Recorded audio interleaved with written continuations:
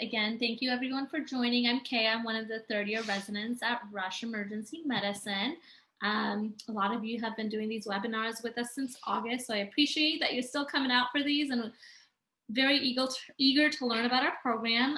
Tonight we're going to be talking about our mentorship structure, fellowship opportunities, and kind of post-residency life, whether you decide to do fellowship or go straight and work, whether it's academic or community center. So tonight we're joined by a few of our faculty. Lauren, one of our chief residents, is on, and then we also have some of our alumni. So if everyone can kind of just take turns introducing yourself from the program side, and all the prospective applicants who are joining in, just please mute yourself. And then if you have any questions, feel free to post them in the chat. And I also have a list of all the questions you guys have already submitted. So let's get started. All right, well, welcome everybody. My name is Braden Hexum. I'm the residency program director. Thanks to all of you who have been following along with our webinar series as we've been doing this. This has been a really great experience for us. And hopefully you've been able to get a chance to learn a bit about Rush. I'm really excited for this one because this is our opportunity to check in with some of our recent grads and see how things are going in their lives. So this is really fun for our faculty and our residents to see these guys a few months after they've started. So I will turn it over and looking forward to talking to you guys. Thanks, Dr. Hexum. Maybe if all the faculty can kind of just go ahead and introduce themselves, and then we'll go to the alumni, and then we'll go to any other current residents who are on. Okay, I'll go. I'm Teresa. Can you hear me? Yes.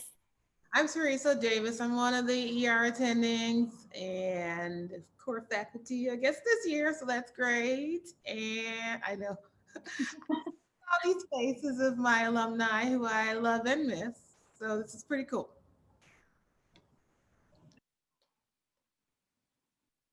I can go next while my child's still quiet. I'm Kasha Gore. I am one of the APDs.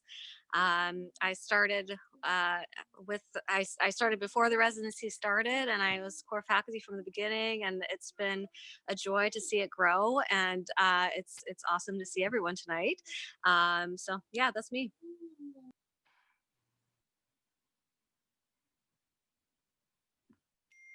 I can go. So I'm Scott Heinrich. I'm the APD, and I've been at Rush since 2016. I go next. I'm Mike Gottlieb. I'm core faculty as well. I'm the Ultrasound Division Director and Ultrasound Fellowship Director, and have been at Rush since 2016 as well. Hi, everybody. I'm Yanina Puram-Shantov. I'm Vice Chair of the Emergency Department, and I've been at Rush for too many years, 18 and a half to be exact. So welcome. I think that's it maybe for all the faculty on tonight, and then we have a lot of our alumni on. Whoever wants to kind of start and introduce yourself and maybe let us know where you are right now, whether you're doing a fellowship or you're working in academic community. That would be awesome. Okay, I'll go first. Hi, everyone. I'm Somi. I am a new grad, obviously. I'm working at the Cleveland Clinic. I'm a staff physician there. This is my new cat, Leo. And what else did you want us to say, Kaya? Is that it? No, I have plenty of questions. Thank you. I'll go next. I'm Kelly. Graduated last year, and now I'm at Mount Sinai and Holy Cross in Chicago. So I'm staying local. I'll go. I'm Kimbia. I'm a simulation fellow at NYU Langone. I work at a bunch of different kinds of EDs, mostly academic, but also some community too. And then I think we have Tom on. Is Tom on? Yeah, I'm Tom. I'm also doing fellowship in New York, so I'm doing critical care at Mount Sinai Hospital. Awesome. I think Jake's stuck on there too. Yep, we just got Jake. Does that mean I have to talk? Yes. My name's Jake. I work for OSF, which is an employer in Central Illinois. So I've got something like 13 hospitals down here. I work mainly in Bloomington and a little bit in Galesburg. And they have the academic hospital in Peoria that's associated with the OSF Emergency Medicine Residency Program.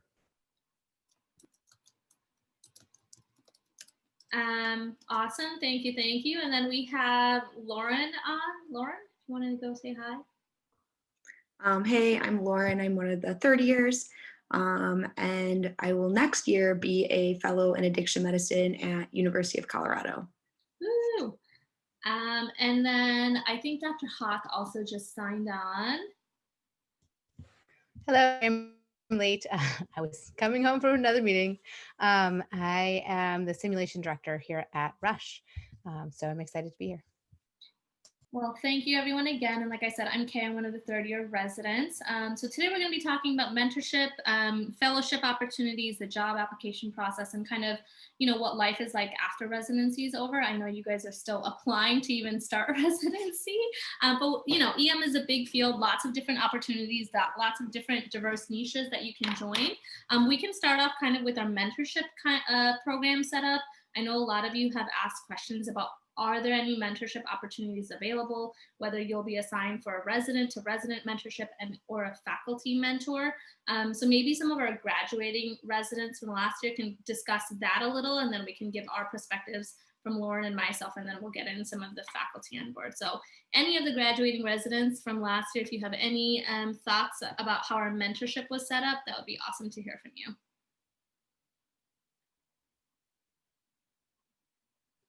I'll talk. So there's formal like resident mentor families, I guess is kind of how it works. I don't know if they've changed it since I left.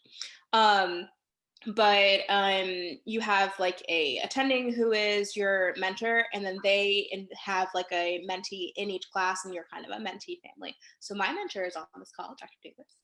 And then I think Kea was, not Kea, Newport was my second year now, third year.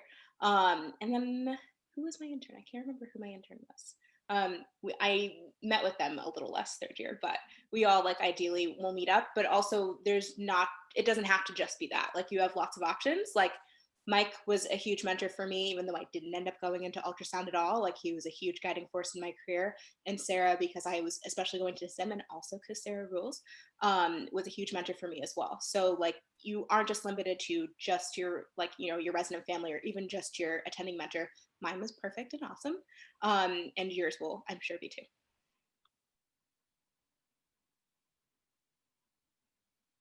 Thanks, Kimbia. Yeah, so kind of like what Kimbia said, there's both faculty mentorship and resident-to-resident mentorship, and it's pretty nice to have both opportunities available, because with the residents, you can kind of have the one-on-one time. If there's any time you're feeling uncomfortable about talking about anything to one of the faculty, you have that resident to kind of fall back on and open up to, and it's really nice just kind of getting that personal connection and personal bond with them. I don't know if any of the faculty kind of want to kind of say anything about their experience with having resident mentees and multiple mentees, and what you guys kind of do when you get together and stuff like that. I can comment on that. So I have been a mentee to now, I think I have my fourth mentee, that just started this year. And along the way, I kind of adopted some mentees as well. So my official mentee and I made sure to touch base, probably about quarterly. We went out when it was okay to go out to a couple different restaurants. We got lunch together. And then, along the way, I gathered a couple of other mentees. Kimbia mentioned that, because of simulation, we work together a lot. And I now have, each year, somebody that's interested in simulation works with me now as the resident director of sim. So that is kind of another way that we do mentorship within the residency is, when you develop an interest, that's kind of something that you work on, and you need someone to guide you as you do it. So like the outside of work and like global mentorship, and also career specific mentorship. And I've enjoyed kind of all of those different flavors. So. Thank you, Dr. Hawk. Lauren, do you have any other additional input? Sorry, I know I'm putting you on the spot here. Yeah, so basically it's the structure as is, but this year we actually just implemented something new. So we're doing house cups, which include family members in them. So we just got split up into 4 different house teams based on prominent people in medicine. I'm Team Henrietta Lacks. And we're gonna get points, and you get points for like hanging out with your team, which includes, we tried to split it up so that it includes your like mentors in it. So it's just kind of something else to establish that connection, but also kind of make a group thing so you can reach out easily. Thank you, Lauren. And kind of going off of mentorship, there was a lot of questions that some of the prospective applicants had about the mentorship role in helping you build leadership skills and what opportunities for leadership may arrive from the residency as well as institutional wise, and what mentorship is available to kind of build on those specific roles. So if any of the faculty or PDs can comment on that, that would be awesome. Maybe I'll go a little bit. So it's part of my curriculum is probably to help in the residency to develop a formal sort of a leadership track for residents and mentor through that. And there are lots of interest in administration, but not a lot of knowledge of what it means and what it takes. Lots of residents coming in with already graduated from MBA programs and other master programs, so they already have that skill set. And now we just need to sort of hone it down towards the medicine and emergency medicine specifically, because that's your interest. So we're still, I think, in more of a development stages of that particular program, I would say. But certainly there's plenty of leadership in the department to mentor through the interest. And interestingly, our CMO is emergency physician, and so there's definitely opportunity for that. Both myself and my co-vice chair, we are always welcome, as well as our chair, are welcome our residents into both shadowing us, participating in different meetings that are pertaining to management of the department, but also develop different quality related programs to show your own ability, but also develop that ability. So I guess it's a little bit more formal and informal. But in terms of informal, one of the things that helps residents in becoming more of the leaders is starting with building your CV. And so there is definitely one of the things we develop with the residents by starting out where you at and how we can develop that and what can we do to enhance that to build you up as a leader. Also, we have actually 3 of our physicians have been president of Illinois College of Emergency Physicians, and several are on the board. And we also have residents on the board, and the Illinois College of Emergency Physicians provide lots of opportunities for leadership track, including sort of a formal leadership training program that we participate in. And it's a competitive process, and so we do encourage our residents to actually apply. And as a student, you can also participate in Illinois College of Emergency Physicians and develop some of those leadership skills through that. It's interesting to hear people's take on what mentorship really is, because I think it means different things to different people, and what they get out of it depends on what their goals are, right? So the mentorship programs that we put together are both deliberate, but also have an element of just an organic process to them, because it develops over time, right? Depending on what your interests may be or may develop as you go through residency.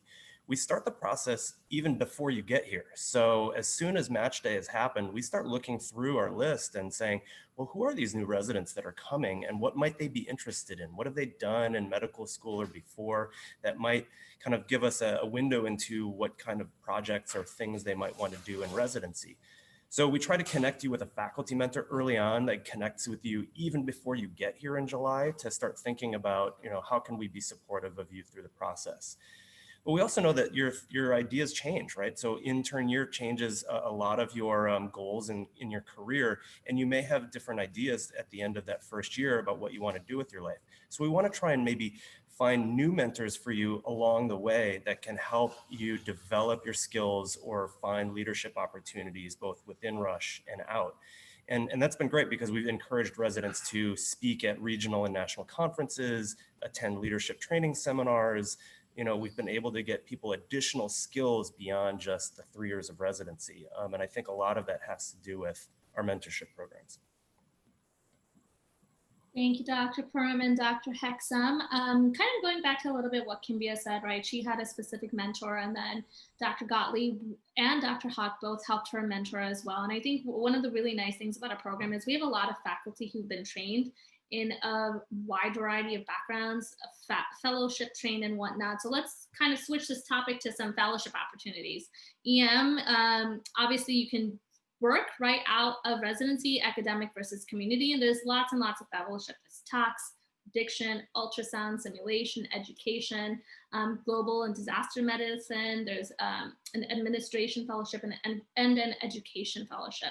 So I know we have Dr. Hawk and Dr. Gottlieb on tonight, so I'm going to let them start about their respective fellowships that they've done and their role as fellowship directors, and how we as residents are really involved in both the ultrasound and simulation program. And then we'll go to some of our residents graduated who are in a fellowship position right now. Sure, so I can start. I'm the fellowship director for the simulation fellowship and also the simulation director for the emergency department. And in that role, I've been involved in simulation at Rush since I started in 2015, when I was the first Rush fellow. And then from that time, Rush has had fellows involved in the program. And I became the director last year, officially this year. So we have one fellow a year. It's a 1-year program, and the fellow is involved in every element of the resident education that happens through simulation, which is twice monthly simulation sessions for every resident, and some extracurricular sim opportunities, some code running things. The fellow does a project over the course of the year, can add on to any of the projects that I have ongoing within the simulation division. And we send the fellow to a couple of different conferences, including the International Meeting for Simulation in Healthcare in January, and a week-long simulation instructor course in Boston. So there's a number of different opportunities for the simulation fellow, as well as other sites in the Chicagoland area that the fellow has opportunities to rotate to. So I'm happy to talk more about it, but I'll let Dr. Gottlieb go next. And so I'm the fellowship director for the ultrasound fellowship at Rush, and I've been here since, as mentioned, since about 2016. So how it works for the fellowship for ultrasound, we have one fellow per year, and we really try to target it in towards what their interests are. So we have some ability to focus more on research or medical education. At a minimum, they're involved in teaching the residents, and it aligns with how we do our ultrasound rotation, which is 4 weeks over the course of the 3 years, with 40 hours per week of hands-on training. So with the faculty, with the fellows, with between us, we spend the entire week with the residents, kind of doing hands-on training where we talk through deliberate practice. We use a lot of education theory and nerdy stuff like that to make sure that it's actually really a really high yield rotation. And so we kind of follow that through. The same thing with the fellowship, where it's really hands-on, built on the idea of not just walking around and scanning, but really understanding how to do the exams, really understanding how to teach the exams. And our fellows often teach, both locally and then nationally and internationally. Although now with COVID, video is, I suppose, international for everything now. And I could definitely, as Sarah mentioned, I can definitely expand more on some of that as well. We have 2 additional fellowships at Rush that, while they're not within the Department of Emergency Medicine, they have taken or have expressed interest in taking EM residents. One of those is our Addiction Medicine Fellowship that currently one of our graduates is completing this year. And so that's really exciting to have one of our grads stay at Rush, be part of that fellowship, and has been involved in some of our didactics.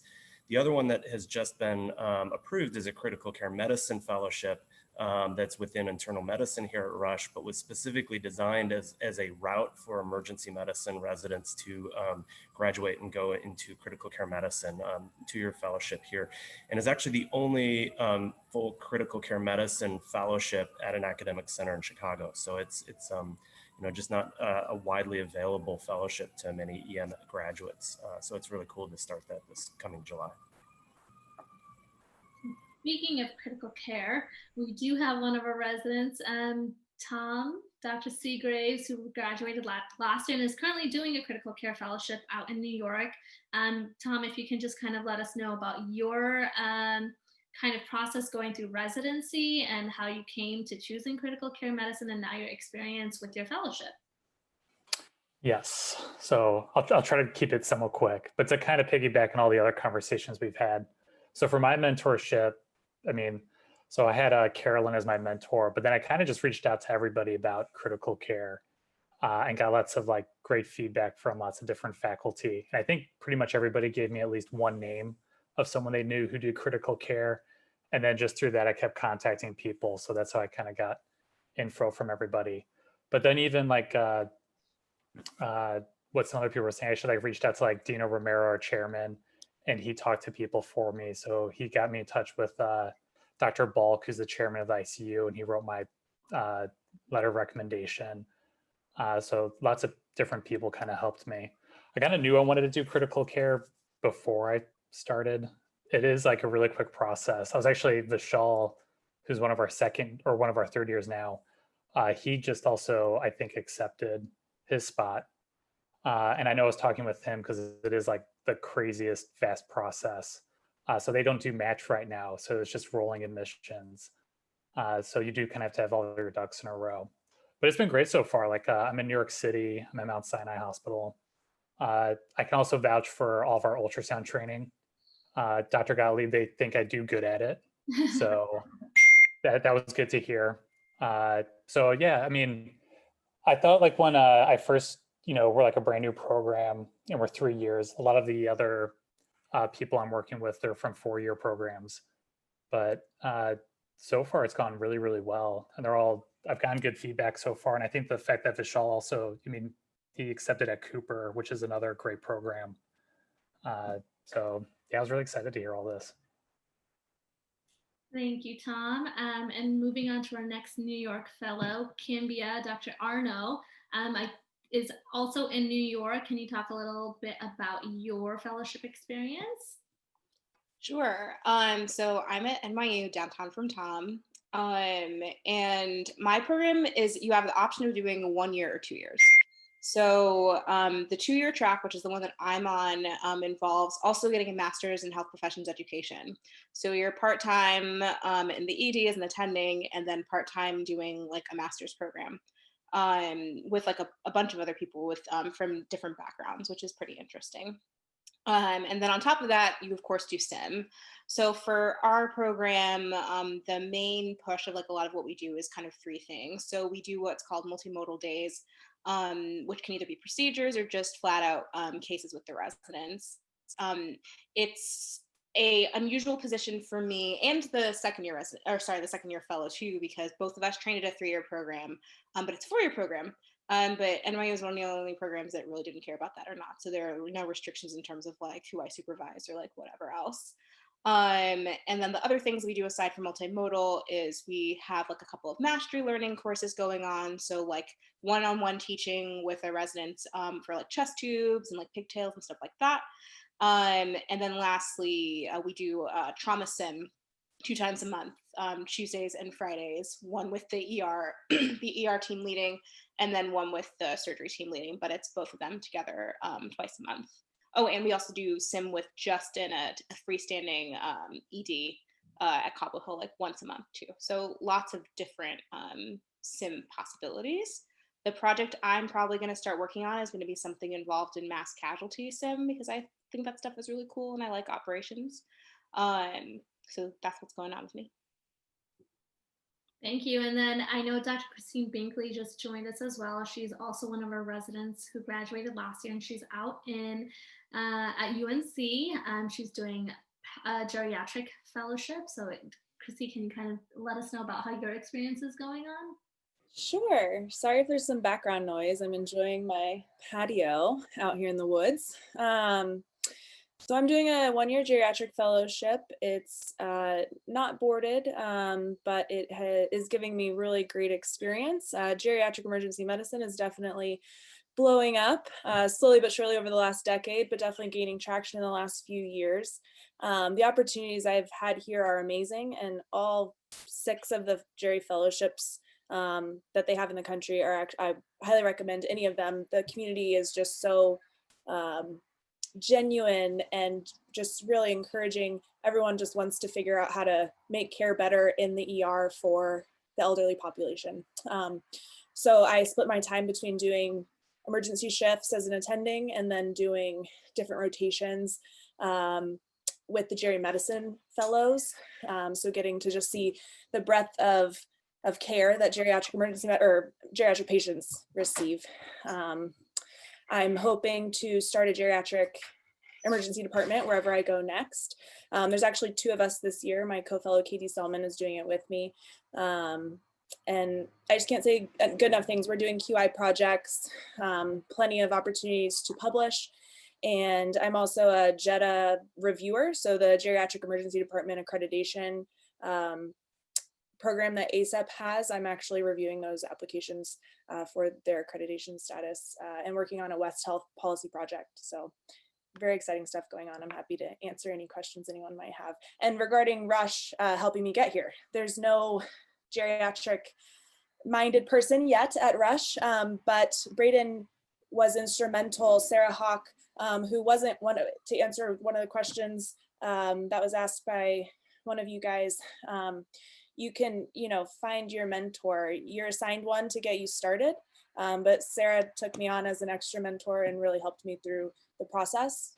So it's been great, and I am very thankful for it. Well, thank you guys. Thanks for sharing all of your experiences. And like I mentioned earlier, we have lots of faculty trained in so many different fields: toxicology, global and community health, disaster.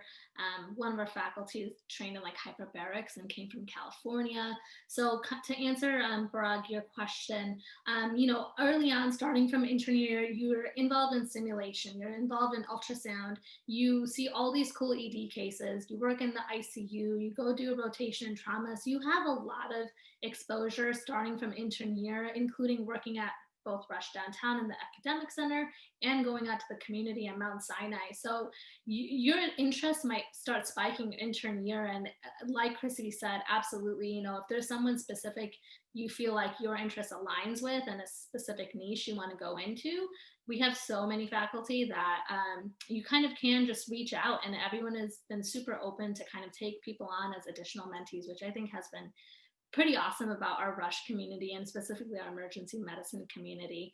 I'm kind of just now transitioning to, like, besides fellowships, what are the opportunities afterwards, right? Some of our faculty worked in community centers before coming to academics. Some of our residents now, everyone who's not doing a fellowship is working, right? They're in community sites and they're academic centers. So I kind of want to first finish off with all of our graduating residents to give you guys all a chance to talk about what it's like going from an academic center at Rush to a community center. I know Kelly's at Mount Sinai, and then same with Jake, and then kind of Somi going to Cleveland Clinic. So if you guys can kind of talk a little as well. I can start. Mount Sinai actually is one of our community sites that we go to as residents. I think now we're going every year, and some years you go more than once. So you really get to know the faculty there. And so in addition to our amazing faculty at Rush, you get to know the faculty at these community sites as well. And when I was looking for jobs, that's who I used to actually get my job. I talked to people, I said, hey, I'm interested in this. For me, it was like, I really wanted a community site where, busy trauma center, you do all your own procedures, everything like that. But I also work with residents sometimes, specifically I work with some Rush residents. So it's a pretty unique place that you can be in the community and also sometimes work with residents and students. So that's what I was looking for specifically. There's not a ton of those places out there, but that's what I got just through talking to our faculty at the sites that we rotate at, which Mount Sinai.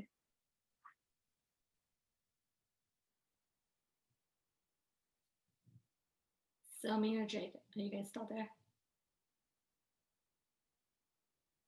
Yeah, I can talk. Oh, Somi, your turn. You talked first. Go for it. Okay, so I am at the Cleveland Clinic now. So pretty much not exactly a lateral transfer, but going from an academic site to another academic site, which has been pretty easy, I would say, because Rush operates very similarly. Like we see pretty similar patients, very complicated, sick people, plus all the people from the neighboring community that are sick, which is everywhere you go. One of the things I worried about a lot when I was trying to come here was if, I would be an acceptable candidate because I was coming from a 3-year program and coming into a program where they have excellent residents who've worked very hard to be there. And I wasn't quite sure if, coming from a new program and then also coming as a 3rd-year resident, if I'd be a pretty viable candidate. But, I will say that coming from Rush, which is a pretty well-known institution, and also being able to say that I had the experience learning in some pretty well-known community hospitals like Sinai and County Trauma, I think gave me like a good leg up, and also made it so that I could say, hey, I'm familiar with this environment. I feel very comfortable here, but also I've done a lot of work in some pretty underserved communities, and I, felt pretty versatile, and obviously they felt the same. So. Yeah, so for me, I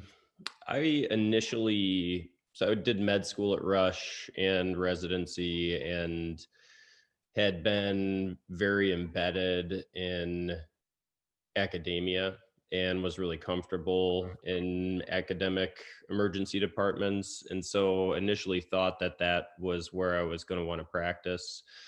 And I thought a lot. I was actually planning on doing an ultrasound fellowship at Rush with Mike, and my plans sort of derailed my second year when I had my first month in one of our community sites. And I realized that I actually also love community emergency medicine. So it was kind of an identity crisis for a while, and it took me until the beginning of 3rd year to figure out for sure what I was going to do. But I ended up deciding to start working in the community and retain the option of applying to a fellowship down the road if I ended up not enjoying community as much as I thought that I would. But my group is also a good place where you have an academic site at a tertiary care center. It's a level 1 trauma center and has a residency program, actually has a lot of residency programs. So you can, and an affiliated branch of the UIC med school is there too. So you can be involved in med student and resident education, and you can do that exclusively with this group, or you can work exclusively in the community, or you can do both. And so for me, it seemed like a great way to continue being indecisive. And that's pretty much how I ended up here. Thank you, guys. There was a question submitted, not in the chat, but on the Excel spreadsheet, about what's a really big difference between academic and community medicine. And I know we have tons of faculty on tonight who have kind of experienced both. So maybe if some of our faculty, can kind of help the med students differentiate between what's community practice, what's academic, and kind of also residencies, right? What is an academic residency versus some of the more traditional community-based residencies? I think that would be really helpful. So kind of having worked at some of both, I can, I guess, start in terms of my impression of it. I actually divide it, instead of just straight community versus academic, I actually personally divide it into 3 things, which is community, then academic community, and then academic. And the reason I make that differentiation is kind of, for the academic part in general, it means you have other learners there. So med students and residents and people to teach. So you're looking for a job, there's straight community where you really don't have any other learners or teaching. So there's no med students, no residents. That's your kind of standard community job. Then there's like the academic community, which is kind of what I think Kelly and Jake and some of these more academic, but are working at, where they have affiliated learners. They have our residents going there, they have med students going there, but they're not part of the big academic kind of home base. And then there's the academic, which is like Rush, or where Somi's at Cleveland Clinic. And so I think for me, those are kind of the 3 different environments, and you get different things at each one. When you're community, you have you don't have all the consultants there, you don't have all the specialists in-house. And so you're kind of forced to do things, on your own, and make a lot of decisions without having other specialists there. Sometimes it can be harder to get patients to be, to get follow-up and kind of see those specialists, but generally you have some, affiliations. And then academic community is kind of, again, a little bit of both. Sometimes you'll have some specialist consultants there, and you may have residents from some specialties, but not all. And then there's generally the academic sites where you have pretty much almost all the specialists and fellows and residents at all the different places. And so those are, for me, kind of the big distinction between the three. And you kind of figure out as you're going through which one of those you seem to kind of gravitate to or like working or training in is at best. And that's why a lot of programs like ours are set up that way. So you're not just doing rotations at the academic place, but you actually get to see all those different environments as you're practicing. And it was really important as we developed the program and thought about how much time do we want to have you spend in some of these sites. It was important for us that you actually had enough exposure to community medicine or mixed hybrid environments, that you can actually have these existential crises like Jake was saying, that you actually can feel, I can actually make a career move and feel like I've got good mentorship in either path, right? So when you go to the other ED sites within our system, you spend a third of your ED time there, and you rotate at community sites. So you actually get to see what it's like outside of the academic environment of Rush. And that was very deliberate as part of our design, because I think many of us went to residencies where you either got one or the other, and you really didn't get a lot of exposure to that other side of emergency medicine. So I think our breadth is really good in that it allows you to see that other way of doing things. Yeah, I was going to say, when I was listening to Scott, in my mind, I was thinking about the Rush residency program more than what it's like to be an attending at Rush. And I definitely would have put us in that middle category, that hybrid category, because so much of our curriculum is in the community that you get a great balance of academia and community ED training in our program. I can also speak to having worked at both. Kaya wanted me to chime in. So, as many know, or some may not, because we have a different crowd here, me and Scott trained at the same place, which was kind of a hybrid. So it's been really good and refreshing to now again, as an attending, being able to have that. But coming out, I would like to just say that it also depends on your circumstance, which I know people haven't mentioned yet, but depends on how much, you're coming out of student loans, if you already have a family that you're raising. Those things factor into as far as if you decide that you can do one more year of, fellowship and training and this much money versus this much money. So just not to put a finer point on, there are other factors involved. When I trained, I knew I didn't want to work at a trauma center. And not that I hate trauma, like everyone likes procedures and blood and all that here and there, but you find how you feel you work best and it'll change through your career. But at the time that I was coming out, I liked seeing patients, getting in a rhythm, knowing what that rhythm was. It arcs in the middle, you slow down at the end, you go home. And when you work at a trauma center, those traumas just chime in at any point, at any time, where you have to get out of your rhythm and go. And so I didn't like that aspect of the trauma. And also every now and then, some of the trauma surgeons having to get orders barked at me was not so fun. So I actually worked at St. Anthony, which is a smaller community hospital down the street from Sinai, the bigger community trauma hospital that Kelly's at, for 3 or 4 years. And then also a year at Mercy, where Scott was an attending for a while. And a true community hospital, you're missing some of your consultants, you're having to transfer out more specialized things, and you don't have your learners there. So that's true community. That's what St. Anthony was. And it was fine coming out because I wanted to use all these things and do all these things that I had learned on my own as an attending, and not parcel those out to other people. But again, this career will have some highs and lows and some periods where you do go through kind of a burnout. And after a good 4 or 5 years of that, you're finding that your shifts are better when you're able to take a break from all that and teach, or take a break from all that and teach someone else, or see these other people that you come to love grow and take the reins in the rhythm, and you fill in the gaps. And so that was when I went from community for 4 years to Rush now for, oh my God, 10. So, but at academic centers, you also have almost really at Rush, you have every specialist known to man except trauma. So there's a difference there as far as when you're seeing a more specialized problem. Are you going to be transferring that or making 1,000,001 phone calls, or are you just going to be making one phone call upstairs?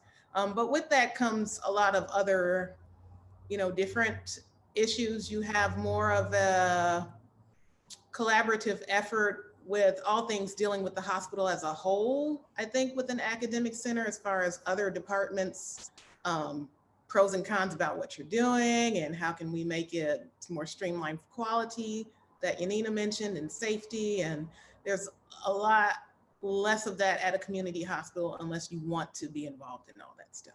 So. Thank you, guys. There was a question asked earlier about those who are not interested in going into fellowship and kind of just trying to find a job straight out, if there's any help with, these how-to adult type situations of contract negotiations, writing your CV, figuring out what's the best loan repayments. And Dr. Hexum kind of mentioned this in the comment section as well. And then maybe I was wondering, Dr. Heinrich, since you're on the conference, you're coordinating all the conferences, and talk about what we do in conference regarding these and some of our How to Adult series. So that's one of the things that I thought was really important, because during most of our residencies, we never got taught about the finance of medicine or the professional part of medicine. And I think in general, medicine doesn't do a great job of training physicians to be successful in the non-physician part of their lives. To be honest, we suck at it. We don't retire with as much money as we should. We don't really kind of own our specialties and own our practices like we should. And so I've always thought that was just not great. We do a really good job of making doctors. We just don't do a good job of making successful doctors in the rest of their lives. And so it's something that when we started, we kind of started this how to adult course, where it's quarterly, and we kind of come together and do the medicine side of it. And so the first lecture pretty much every year is kind of disability and life insurance. And as the current graduates can attest, I pretty much scare the crap out of them with disability insurance. And that week they all go out and buy disability insurance, because I've scared them with former residents who have had problems and come in to talk. And just things that we probably wouldn't have really done or talked about otherwise.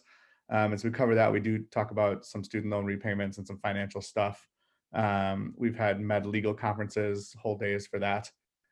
We've actually brought in, for part of our retreat in non-COVID times, all the residents, actually, we went over CVs, and they all brought their CVs. We met in small groups and refined their CVs, because we've always thought it's easier to start it early and add to your CV than be a third year looking for a job and have to go back for the last 10 years and figure out what you've done.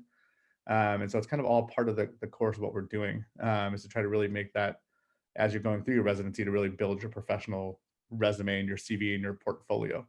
And also trying to introduce you to other things, contracts, how to interview.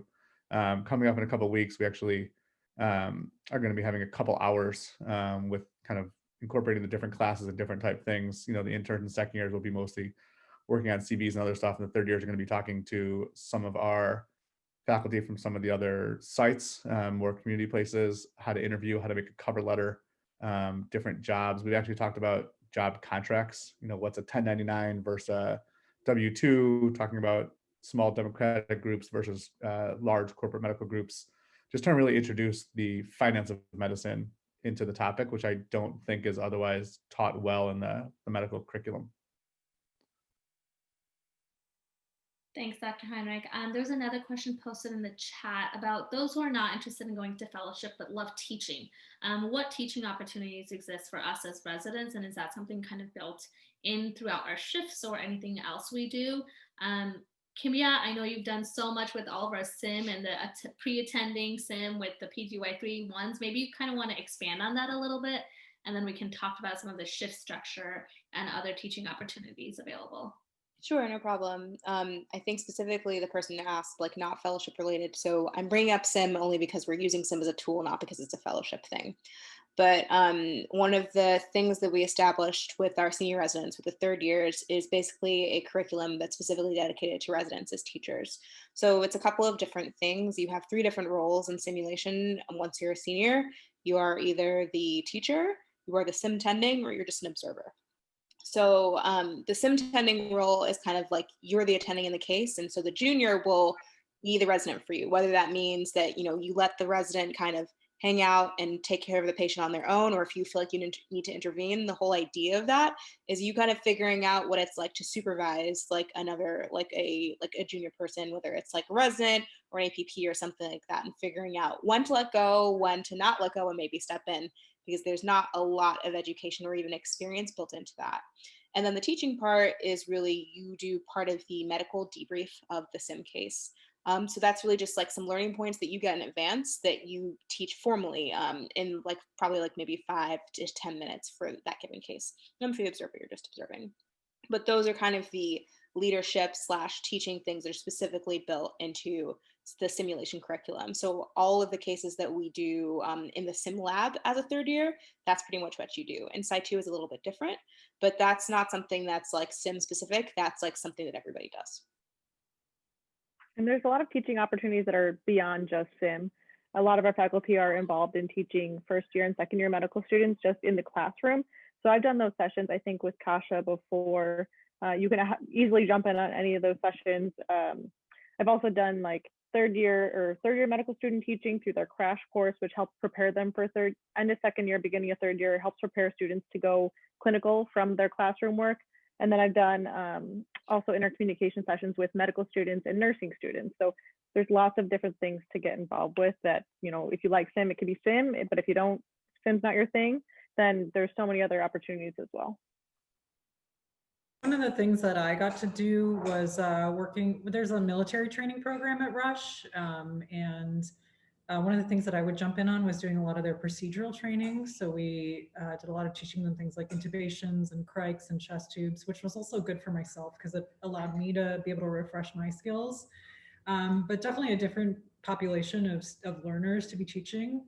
So that was pretty good. And the one thing that I will say our residents also do a lot of is managing and running their own conference. Like, from my own experience, we all taught a good bulk of the lectures, and the types of lectures that we were teaching were pretty varied. Like we would take turns doing things like EKG of the week or radiology or 5-minute journal or doing like our version of M&M or stuff like that. And so all of those are good opportunities that you get to teach in like small groups, large groups, different kinds of learners like medical students, other residents, et cetera, et cetera. So I think a lot of the teaching, there are a ton of teaching opportunities, and a lot of it is just what do you pick and choose to work on and what works for you, and what do you kind of want to use to build your own resume, and what kind of connections you want to make. Yeah, I totally agree with all that, especially just all the opportunities within the med school and the military training.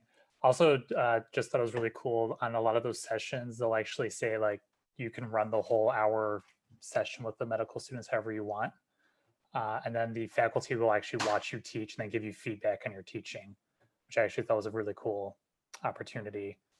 Because, a lot of times you're on shifts and you're kind of doing things on the side. And you always get feedback on like your procedures and how you're actually doing medicine, but it's cool to get feedback on how you're actually teaching and instructing people. And then kind of just the resident to resident teaching opportunities as well. Some of our shifts are designed where it's a third-year resident with an intern, and those are specifically designed so the third-year resident can get some teaching experience in and kind of also be like, hey, I'm going to be attending soon, and kind of just making sure they're like the pretending role in that situation. So lots of teaching opportunities. And like a few of us have mentioned, even if you're not interested in staying at an academic center, some of these community sites have that hybrid where there are residents rotating through, for example, at Mount Sinai, where you could be working with residents. So if you're interested in that's those opportunities exist as well. And then kind of just trying to finish up here. Obviously, you know, a lot of questions about, well, you're a newer program. How did you guys feel comfortable? This is mostly for all the ones, all for residents who have graduated. Did you guys feel comfortable during your application process in terms of how well prepared you felt coming out of a brand new residency program and where you ended up at now with your training?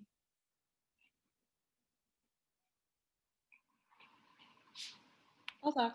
I think it's hard to know when you are done. Like, you know, are you ready or not? I think the thing I've reflected on and like kind of told my residents lately is that like third year and first year are very similar years. In like first year, you're like, wow, there's so much stuff I don't know. And then you come to the end of first year and you're like, I know some things. And then second year, you think you know a lot of things. And then third year, you're like, oh, I don't know anything actually. I know no things. I know nothing. And so then, you know, you transition out of your great, I know no things, and now I'm attending. Um, and I actually found like, you know, there's still plenty of stuff and it's constantly like a learning, like it's lifelong learning. I think, you know, being a physician is, you know, all of us have given our lives to learning, I think. Um, but also I will say like, you know, especially going to like a well-renowned like residency program, like and working here, I think we were very well trained. I think like, you know, our residents are on par with the NYU residents, in my opinion. So I think we were very well trained. I'm proud of like, you know, all of us, especially like, you know, everyone who's on the call here. But I definitely think that it was a good discovery. Like I didn't know, I never thought about comparing like, you know, our residency to theirs once I got here. Like it just wasn't on my mind. But like I think we're on par with NYU. That's my opinion. But yeah, I mean, I think we were trained very well. I think the variety of experiences and the good quality teaching that we had was excellent. So that's my assessment of it. I think that like from my own personal experience, I don't know if you're ever going to feel ready, regardless of where you go. If it's a new program or an old program, you are always going to worry when you're leaving a program that you're not prepared, because nothing can prepare you for the environment you're going to unless you're staying in the exact same institution that you trained at. But feeling and being are very different. And I think hopefully I speak for all of us where maybe, you know, we might have all been scared that we weren't prepared, you know, the big unknown, but actually starting working, you realized I am prepared. You will definitely take away the skills that you need to be able to do the things that are going to scare you when you leave here before you start working. Like, will I be able to resuscitate a patient by myself? Or am I going to know how to deal with this super sick person when I have no idea what's going on with them? And I think in that sense, you will absolutely leave here prepared. And you'll surprise yourself when you get some of those really sick people or those unknowns, because at some point in your career, from training at Rush or Sinai, or whatever institution you were in, whatever department it was, you will have relevant experience and the confidence to be able to manage those situations. So yeah, definitely. I think no matter what, I promise you, all of you, at the end of your third year, when you leave wherever it is that you go and you're about to start your new year as an attending, you're going to be super scared and feel like you're not ready. But, you know, I think all of us are fairly comfortable now at our new places. And I will say that, you know, being the first graduating class, we didn't have any alumni out there, but our faculty were just incredible with setting us up with, you know, whatever our goals were, whatever we wanted to do or thought we might want to do. They were great about finding us those connections, finding us their, you know, using their own connections to get us to the part of the country we wanted to be in or the fellowship that we wanted to be in, even if we didn't have it already at Rush. So now with that and the growing class of alumni, then I don't think there's going to be any issues being prepared or getting to where you want to be in the future. I also agree with everything everyone has said. Feeling prepared coming out, now being at a different academic institution and seeing that we are just as well prepared, if not better in some ways, than other programs. But moreover, Rush's efficiency and the nursing staff and the training staff, meaning our faculty, are unmatchable. I don't know if I'll ever get to work somewhere that was as efficient and well run with the nurses that care so much and are there for you and protecting you and reminding you when a patient isn't doing as well as you thought they were. That's it. That's my biggest takeaway from Rush is, you know, it's top notch in that regard. I miss our nurses. I also miss the nurses. I miss our nurses so much. Yep. One of our residents from last year couldn't join us tonight, but Dr. Nick Chen did want me to let you know that, you know, he graduated last year. He is now our addiction medicine fellow at Rush. I actually put his email in the chat if anyone is interested in reaching out to him, but he also echoes in everyone's sentiments that he felt like he had an excellent residency experience in the terms of his training, and really emphasized the community versus academic opportunities that were available, kind of just building his own niche. He called me and told me he couldn't kind of wanted me to say all these things verbatim. But yeah, his information is there if anyone wants to kind of reach out to him if they're interested. But yeah, I hope tonight was a little bit more helpful in trying to distinguish between community versus academic, what type of fellowship opportunities exist, and kind of also checking in on some of our alumni. We're so excited that you guys were able to join us, and so happy that everyone's doing really well and having a good time so far. And thanks for all of our faculty joining us. I don't know if anyone has any last burning comments they want to make, any burning questions, let us know. Yeah, thank you, everyone.